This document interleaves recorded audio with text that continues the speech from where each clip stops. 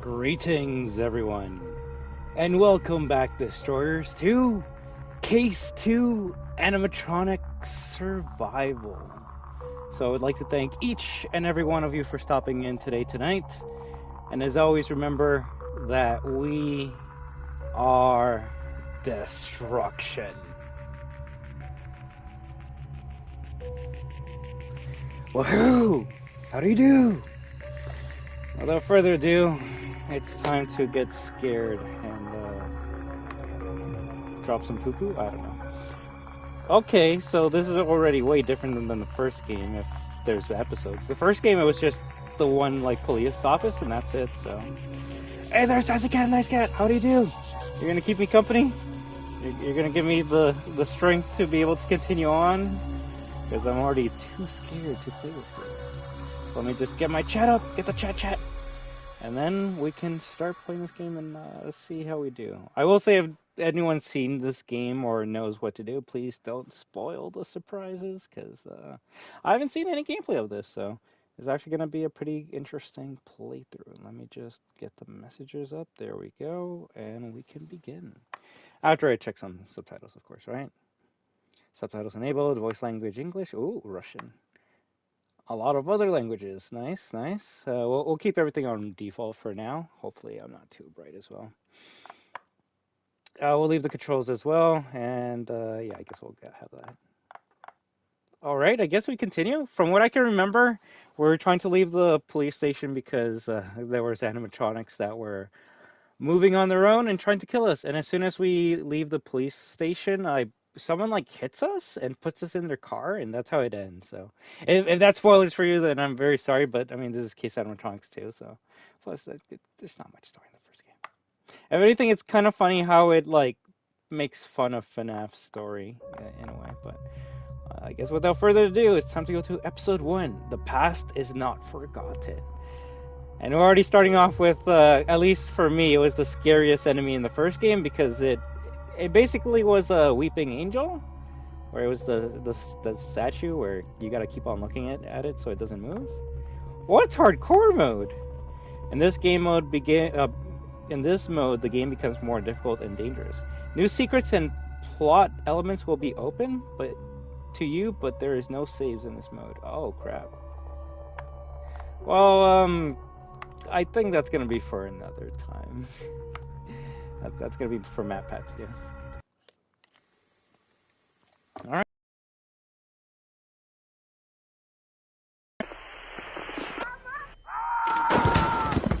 Ah, Matthew, what the hell? I'll have to take a day off because of you. Hello, Jack. Sorry, but Matthew is out. Who are you? And what happened to my partner?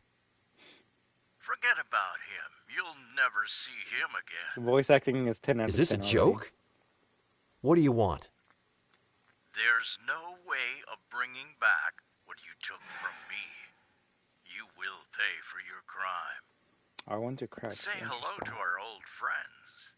Matthew, if this is a joke, I'll kill you. It might be too dark for my liking. But if I make it brighter, people are going to say I'm already cheating. Hey, V4, how you doing? Let's see. We grab with X. A coin trophy! How many trophies are in this game? 4%? Well, I probably shouldn't look at the trophy list. I don't want to be... Brutality camera goes hard as always. Thank you. I only have it on the small spotlight because I feel like having it on full power is too much. But I don't know. Yeah, they might be a bit too much. Just a tiny little light is good enough. I'm trying to make it a bit spooky for what we're playing, because I mean, I could leave it off without any lights, and at least I'll look like I have normal human skin. But I don't know. If you guys like the small little brutality light, I'll leave it on. There we go. We'll go with that for now. But we're already getting spooked, at least with the tension, because I don't know what we're dealing with, and yeah. So let's pick up this item and inspect it like we were playing Resident Evil or something, right?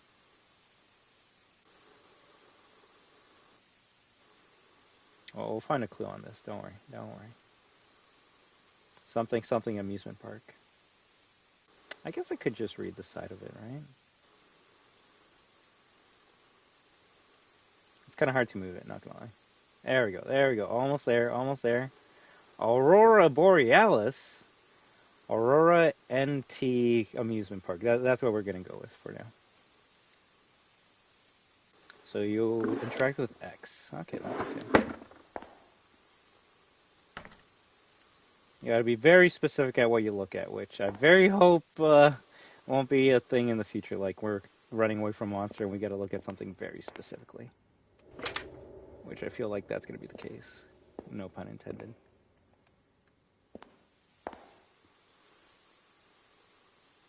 Well, I don't want to make it too bright already if we're gonna. Oh my gosh. Alright, is that hand up too or something? That looks like a Counter-Strike hand. Alright. We're gonna have a great time here, whether it's making fun of the game or just making fun of the streamer. I just hope every one of you has a great time playing this game. And I'm definitely not trying to talk as much as I can so I can avoid playing this game and pockets are empty. What was that noise? If I can't wear the hat, is this even a 10 out of 10? That's the real question. Oh, spooky face. Now, if you flipped it and something jumped at you, that actually would be 10 out of 10. Well, at least we found Woody's hat.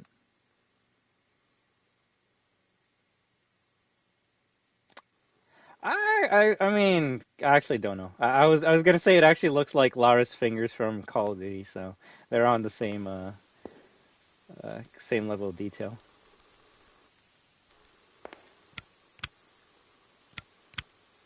There's not even a button press. I will say, even though we're making fun of the graphics and stuff, like this does look better than Case 1. Granted, it's been a while since I played Case 1, but it's doing something. Rosy Red's detergent, brand new. Yeah, whatever that noise is, I don't like it. And if it's getting closer to me, I don't think this is going to be a long stream. There's not even a hole in there. Come on.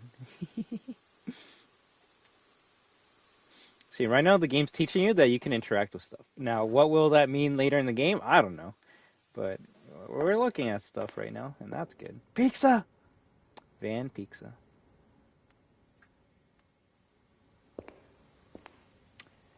That doesn't look good.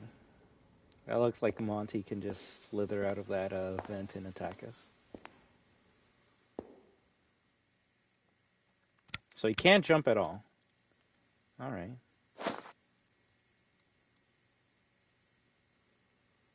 I wish you could move the items faster, though. I will say that. You just look at it? Can you, like, touch it or do anything? Turn on the power? Okay, look at it, look at it. Maybe you take the batteries from this remote and then you use it on something else. You see, I'm already trying to think too hard for a game that you most likely don't have to do any of this stuff, right?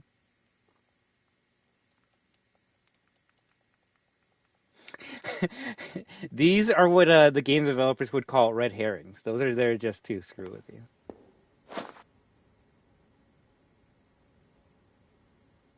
At least you can look at them compared to like secured or breach assets, so I will say that. Ooh, look at that.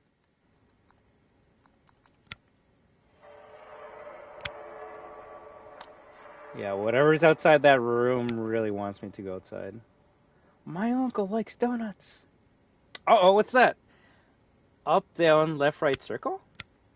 Imagine I pressed that and a jump scare actually like went up to me. I would probably stop playing the game. Maybe you need that code on a different door.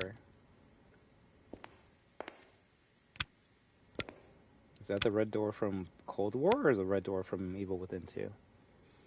It's the 31st! October 31st? Halloween? Is it Halloween? Alright, we already screwed around enough. Let's move on.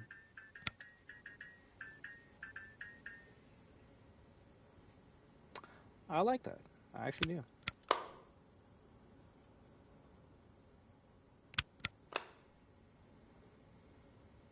Alright, cool.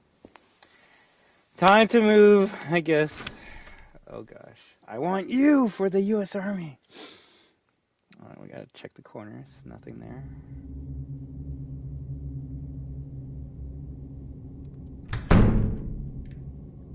loudest I've ever heard. Nearest recruiting station. Okay, so maybe this isn't an amusement park.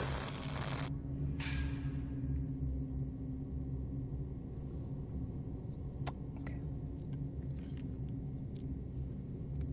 That's how you build tension.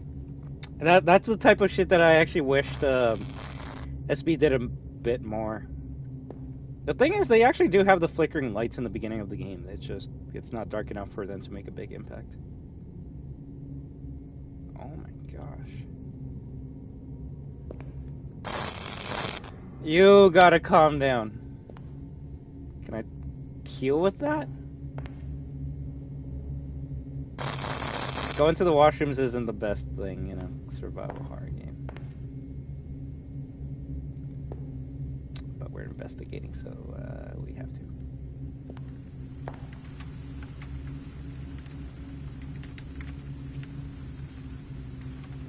That's when something jumps at you. That's when something jumps at you. Check.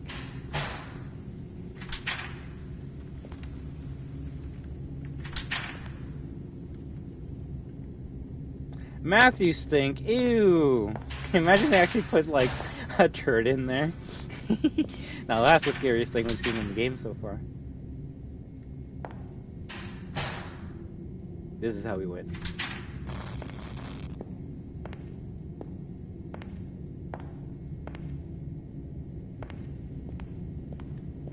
Oh, there is a sprint button. I doubt we'll ever need it in this game.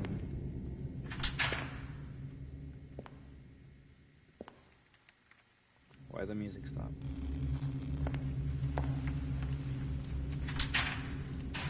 The thing that I'm scared of is the first jump scare, honestly. I don't know how loud this game is, and I don't want to go deaf. Alright, I guess this is where we go. Springtrap? No, we are not doing that game. I am not doing that. I hate fake audio BS. Ugh. Granted, the first game did have a ghost jump scare that, like, is only there just to fuck with you. Sacrifice your U-Hauls. Sit squarely on chairs? How do you not know how to sit on a chair? Ah, what a creepy toy. I hope it won't come to life. Right. Hey there, Chilibot. How you doing? I was gonna say, isn't this the cow robot man, the bull robot from the first game?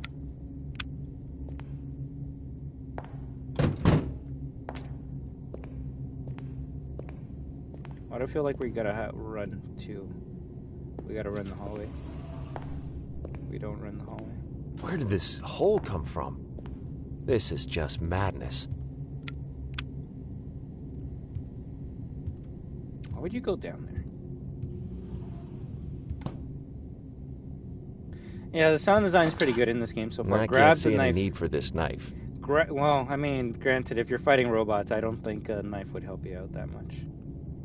Still, just for some safety. Oh, the donuts! I don't like donuts. Donuts are for cops.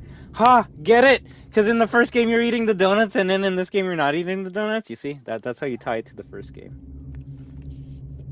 It's got that Daremere voice acting. I love it. So you mean just bad 80s, 90s PlayStation 1 voice acting, right? Don't open that door. Fafal? I was gonna say, is that a falafel pan? But I would be weirded out that they would get the rights for a falafel pan, and that's it. Dunkin's, Tim Hortons. I don't know what else. What other locations sells donuts? No, that's all I really know because Canadian.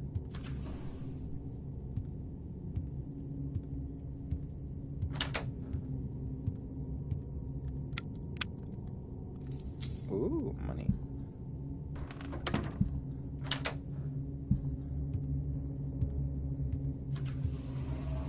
I think we should leave the areas that we can hide and open, just so they're ready. Don't be a medical case, keep guards in place.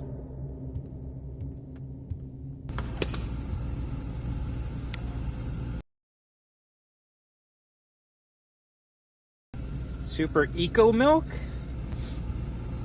I don't know Jack and Dexter was in this game. They are, especially the ones where I can't defend myself against the enemy. Those are my favorite horror games. You know, like Resident Evil 4, Dead Space 1, RE5.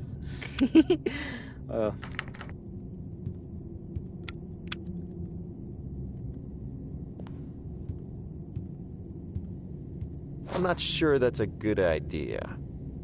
Sure you want to jump in that pit? That's not now. in my job description, you know. Hey, no problem, TrulyBot. I hope you get lots of dubs and have a lot of fun, alright? If anything, this game's gonna make me get that animatronic duck that they have in Fortnite. Are you okay, bud? Shit! I need to go back to the office and call the police.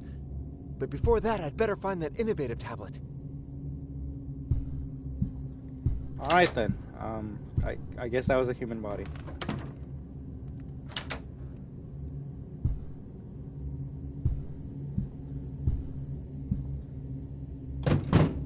Yeah, I would be surprised if we could open there. Crumb? Oh my gosh, I can't move this. Crumpler Stout? Okay.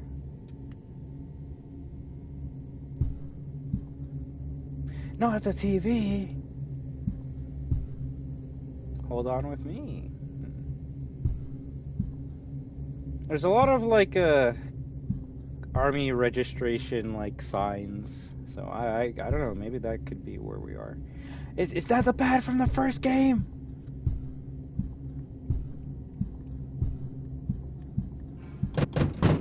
Interesting. Alright, I guess we get this in So, the system shows where the tablet is at the moment and what security cameras are available. And as far as I remember, this device allows you to activate certain electrical devices or equipment connected to our network.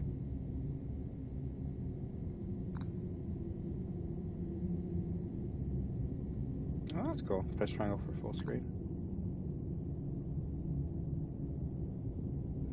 You can see your character? That's cool. I don't even think you could see your character in the first game.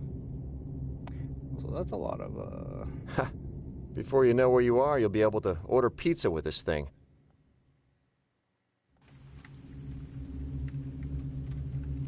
No connection.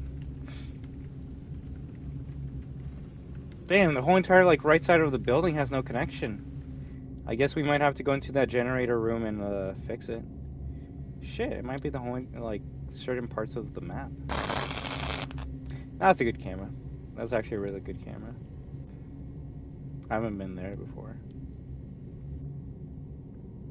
That's all good, but I have to go back and call the cops.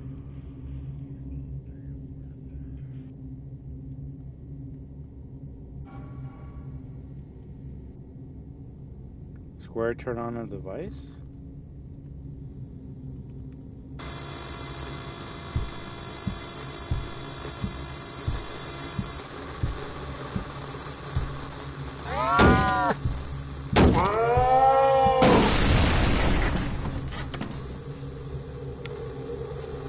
What's wrong with this tour?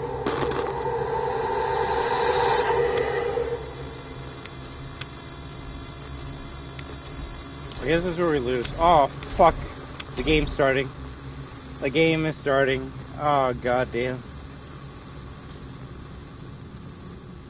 Alright.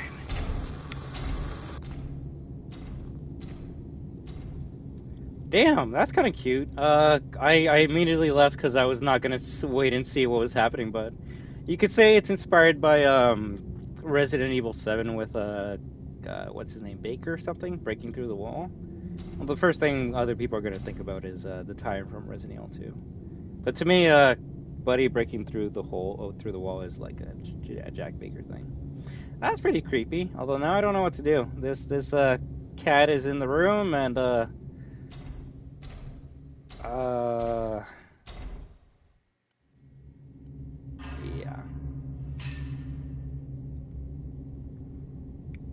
Well, let's see if the bull's still in its cell. It still is.